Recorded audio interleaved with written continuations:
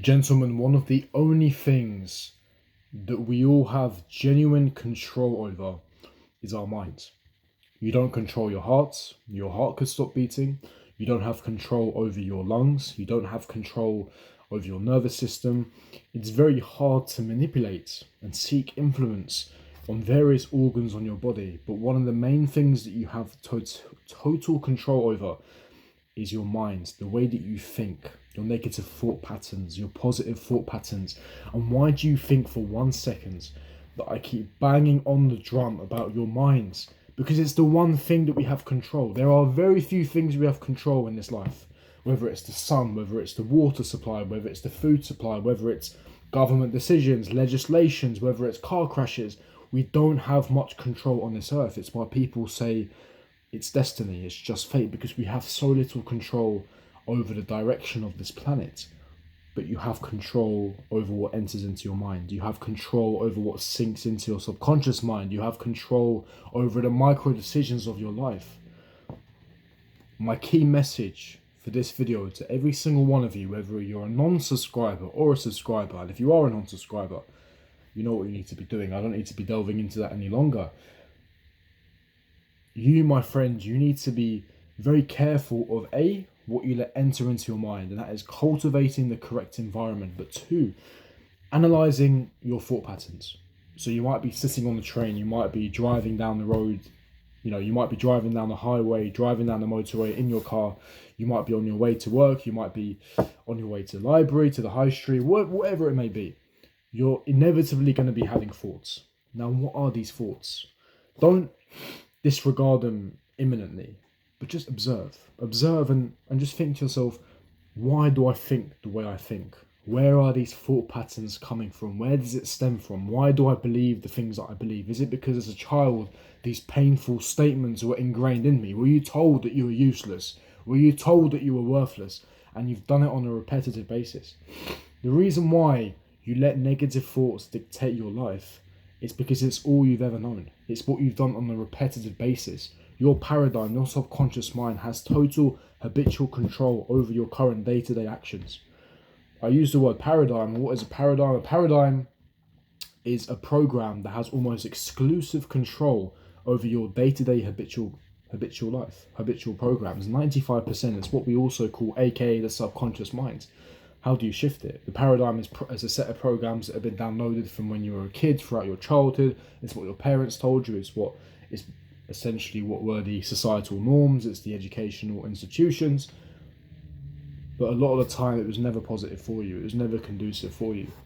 The reason why you can't change, the reason why you're in this constant negative feedback loop is because you formed a habit. You have these negative thought patterns, and then you take action based upon these thoughts and actions and these patterns, and you're constantly in this rut.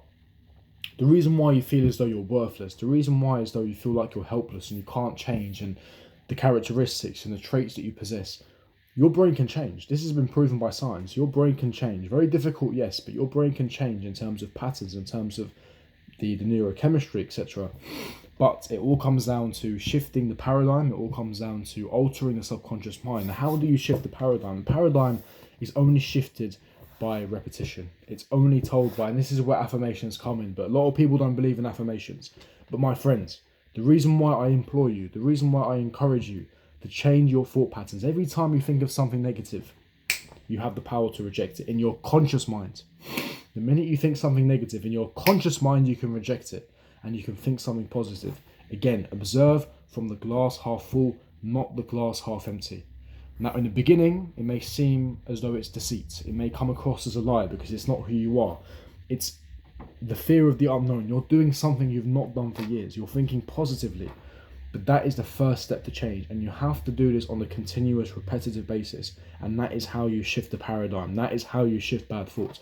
People say to me, oh, it's very easy to break a habit, you just stop doing it. No, it's not that simple. It's not that simple. It's a lot more arduous, and you know it. That's why you're watching this channel. It's why you're watching videos like mine, and I know it because it's something that I've battled for years, with different vices, with different addictions.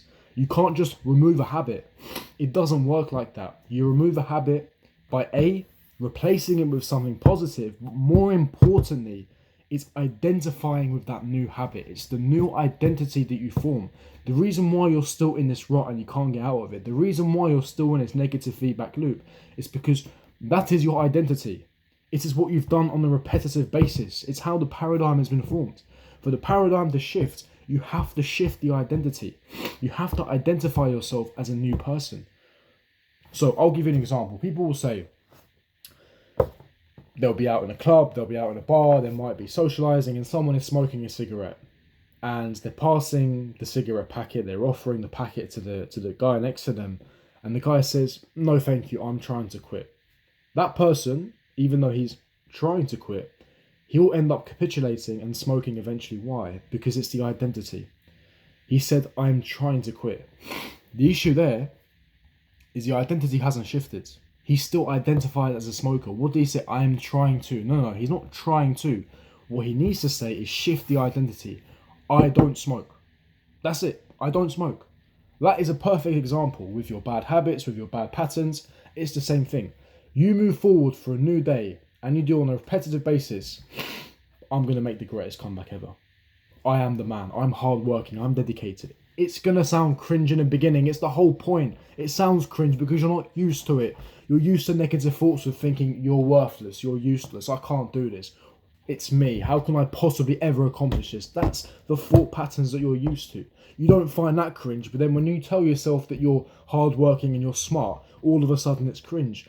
It's because of negative thought patterns. It's the paradigm. It's your identification. You have to shift the identity. In the beginning, it's going to sound like that, but you do it on a repetitive basis. You tell yourself every single day. You couple it, you tie it in with emotion. You couple it in with hard work. You shift the identity. I'm not trying to smoke. I don't smoke. I spoke to a guy today and he quit drinking in June. As I record, it's August. He's quit drinking for 2 months.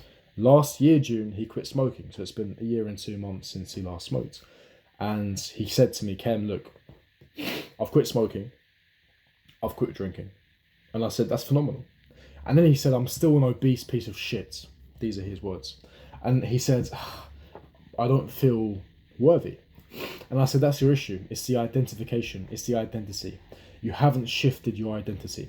I said also, with these habits and vices and your negative thought patterns, one at a time, gentlemen. Incremental steps, one at a time. You cannot change and shift the mountain in one night. Rome wasn't built in one day. These things take time, one at a time. He's doing the right thing. He first quit smoking, then he's quitting drinking, slowly, step by step. You cannot transform overnight. That's not how it works. It's all about the compound effect. You have negative thought patterns. You need to address those negative thought patterns. Don't let that manipulate you. Don't let that seek influence. Don't let that control and dictate your day-to-day actions. Okay, I need to form a new identity. I need to shift the paradigm. Repetition is key. Okay, what bad habits am I performing? Okay, my new identity. I form with X, Y, Z. I don't do that anymore because that's not me anymore. You replace it. You eradicate the poor habit. You replace it with something positive. You incorporate the positive habit. And then slowly but surely, you become the new individual. Fake it till you make it. That's where it stems from. I hope you derive value from that. Smash the like button, subscribe, hit the bell notification, and I'll see all of you guys for my next video. Peace.